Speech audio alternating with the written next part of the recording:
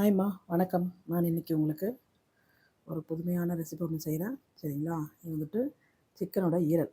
ஓகேங்களா? இது வந்துட்டு உடம்புக்கு ரொம்ப நல்லது. விட்டமின் ஏ ஜாஸ்தியாக இருக்கும் இதில். ஆட்டு ஈரலை விட இதில் அதிகமானதாக இருக்கும். அதனால விட்டமின் ஏ இருக்குது. B12 இதில் இருக்குது. அதனால் சிக்கன் ஈரல் மாதத்துக்கு ஒரு வாட்டி நீங்கள் சாப்பிட்லாம். ஓகேங்களா?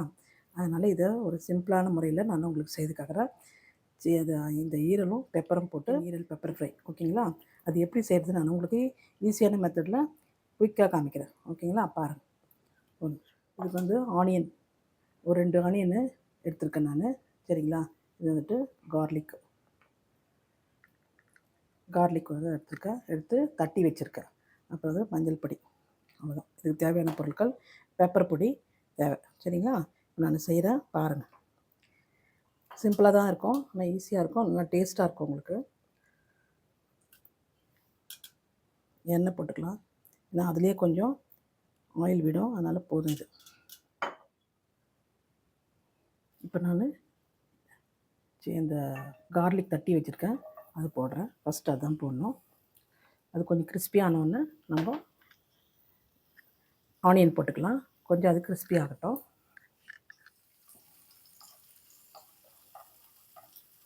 அந்த பூண்டு வாசனை, பச்சை வாசனை போகிற வரைக்கும் நம்ம இது பண்ணால் போதும், வதக்குனா போதும்.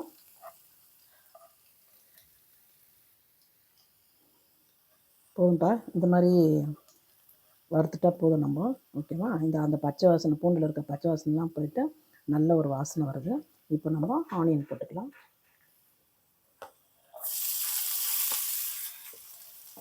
இது ரொம்ப நல்லது உடம்புக்கு.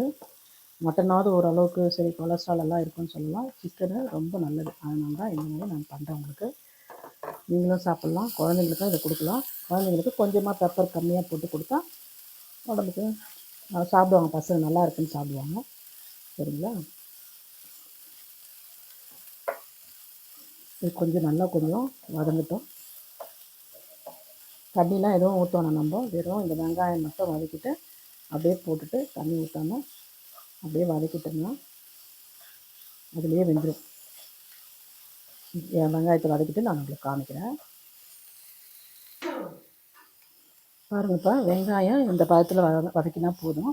இப்போ நான் இதில் என்ன போட்டிருக்கேன்னா பூண்டு தட்டி போட்டிருக்கேன். அதுக்கப்புறம் வெங்காயம், கருவேப்பிலை, அவ்வளோதான். முடிஞ்சிடுச்சுங்களா? இப்போ இது நல்லா நம்ம வதக்கிட்டோம். நெக்ஸ்ட் வந்துட்டு நம்ம இஞ்சி பூண்டு பேஸ்ட்டு போட்டுக்கலாம். ஏன்னா அந்த ஸ்மெல்லெல்லாம் போகணும். அதனால் இந்த இஞ்சி பூண்டு பேஸ்ட்டு போட்டுக்கலாம். நம்ம நிறைய போடணும், ஓரளவுக்கு ஒரு 1.5 ஸ்பூன் போட்டோம்னா போதும். ஏன்னா நான் ஒரு 4 கிலோ ஈரல் தான் எடுத்திருக்கேன். இந்த தொக்குலேயே போட்டு நல்லா சாப்பாடு பேசி சாப்பிட்டுக்கலாம், சப்பாத்திக்கும் தொட்டுக்கலாம். ஆனால் நல்லாயிருக்கும் இந்த டிஷ்ஷு. ஒயிட் ரைஸில் போட்டு பசங்க சாப்பிட்டுக்கலாம். கொஞ்சம் இந்த இஞ்சி பூண்டு வாசனை, பச்சை வாசனை போகிற அளவுக்கு நம்ம நல்லா வதக்கணும். சரிங்களா? எல்லாமே நம்ம ஸ்லோவில் வச்சுட்டு வதக்கினா எதுவுமே தீயாது. நம்மளுக்கு சிம்மில் வச்சுட்டு வதக்க வேண்டியதான்.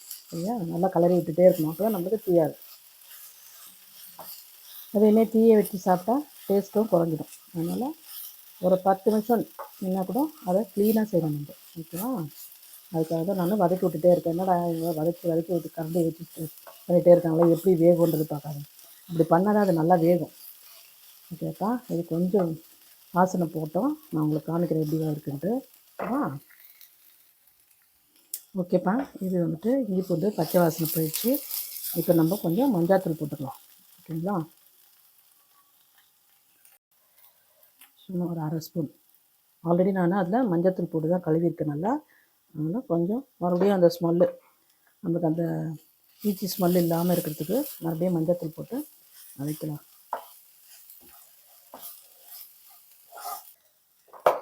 நான் எனக்கு தேவையான அளவுக்கு நான் போட்டிருக்கேன். உங்களுக்கு தேவையான அளவுக்கு கரெக்டாக போட்டுங்க. உப்பும் அதிகமாக போட்டுக்காதீங்க.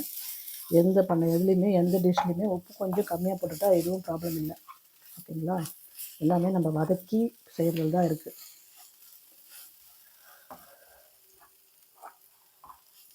சரிங்களா? இது முடிஞ்சிடுச்சு. இப்போ நம்ம நல்லா அலம்பி வச்சுருக்க ஈரல் இந்த மாதிரி நல்லா அலம்பிட்டு மஞ்சத்தூள்லாம் போட்டு வச்சுருக்கேன். நல்லா அலம்பிட்டேன். மஞ்சத்தூள்லாம் போட்டு நல்லா அலம்பிட்டேன். இந்த மாதிரி அலம்பிட்டு, ஏன்னா அந்த ஸ்மெல் இருக்கக்கூடாது. நீச்சு ஸ்மெல்லு தான் ஒரு மாதிரி இருக்கும். அதை போட்டுட்டு நல்லா வதக்கிக்கணும். இதை அப்படியே சிம்மில் வைங்க. சிம்மில் வச்சு ஒரு 10 நிமிஷம் ஓகேங்களா. நல்லா வெந்துடும். நம்மளுக்கு வெந்துச்சுன்னா இந்த வெங்காயத்தில் இருக்க தண்ணியை ஊற்றக்கூடாது.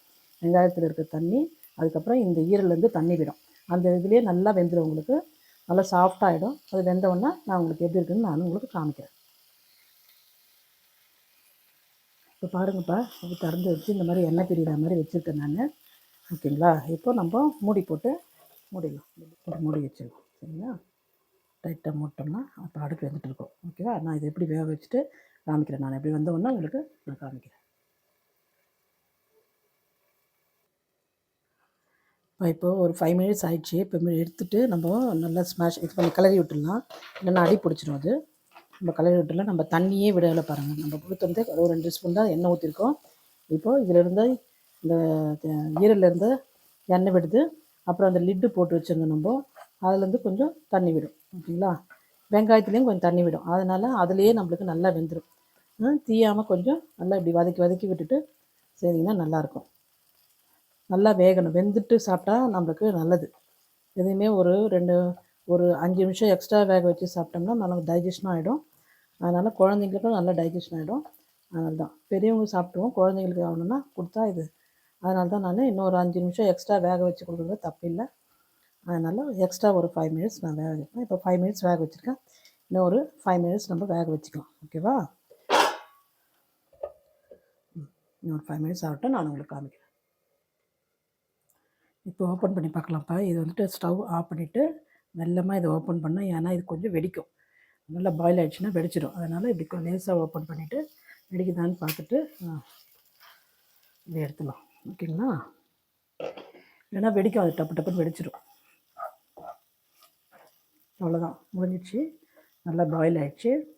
இப்போ வந்துட்டு நல்லா கலக்கி விட்டுட்டு இப்போ நான் உங்களுக்கு பெப்பர் போட்டுறேன்.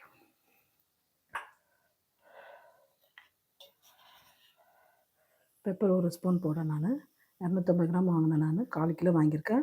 அதில் ஆனியன்லாம் போட்டிருக்கேன். அதுக்கேற்ற மாதிரி ஒரு ஸ்பூன் காரத்துக்கு, உங்களுக்கு காரம் அதிகமாக தேவைன்னா நீங்கள் போட்டுங்க. நான் இன்னும் கொஞ்சம் போட்டுக்கிறேன். காரம் நல்லா இருந்தால் சூப்பராக இருக்கும்.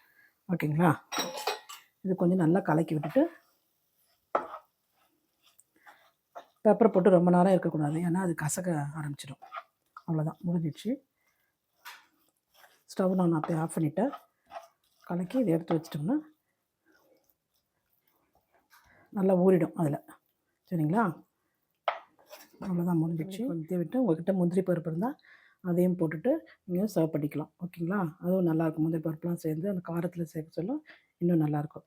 அவ்வளோதான். இந்த டிஷ் நல்லா இருந்ததுன்னா செய்துட்டு சாப்பிட்டு பாருங்கள். இது ரொம்ப நல்லது. இதில் வந்துட்டு விட்டமின் ஏ இருக்கிறது, அதுக்கப்புறம் B12 இருக்குது இதில். அதனால் இதை வந்துட்டு மந்த்லி ஒன்ஸ் நீங்கள் சாப்பிட்டிங்கன்னா உங்களுக்கு ரொம்ப நல்லது. அதனால் நீங்கள் சாப்பிடுங்க. சாப்பிட்டு பார்த்துட்டு எனக்கு கமெண்ட்ஸில் சொல்லுங்கள். அதுக்கப்புறம் உங்கள் ஃப்ரெண்ட்ஸுக்கெல்லாம் ஷேர் பண்ணுங்கள். சப்ஸ்கிரைப் பண்ணுங்கள். ஆல்ரெடி பண்ணவங்க மறுபடியும் பண்ண வேண்டாம். புதுசாக பார்க்குறவங்களும் எனக்கு சப்ஸ்கிரைப் பண்ணுங்கள். ஓகேங்களா. இதோட அடுத்த டிஷ்ஷில் நல்ல டிஷ்ஷில் உங்களை நான் பார்க்குறேன். ஓகே, பாய்.